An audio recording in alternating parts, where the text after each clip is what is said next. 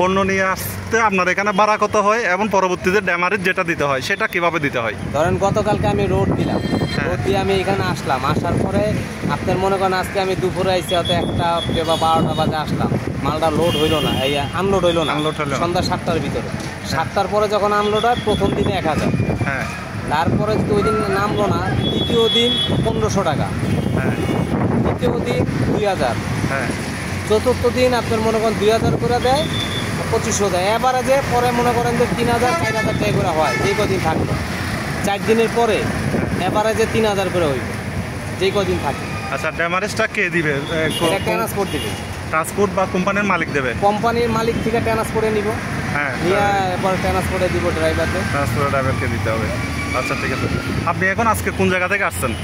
আজকে আমি মাল নিতে আসছি এই এসআরটি। আচ্ছা, ঢাকা থেকে সর্বশেষ কখন আসছেন? আমি আসছিল গত মঙ্গলবারে। মঙ্গলবার। কত টাকা ভাড়া নিয়ে আসছেন? ওইটা ভাড়া নিয়ে আসছিলাম আমি 20,000 টাকা। আচ্ছা, আপনার কি নাম? আমার নাম মোহাম্মদ আবু সাইদ। আর যে ট্রান্সপোর্টের গাড়ি, ট্রান্সপোর্টের নাম কি? আমার নিজস্ব গাড়ি। আচ্ছা, আচ্ছা, ধন্যবাদ। কি বলছেন নাম? আবু সাইদ। আবু সাইদ।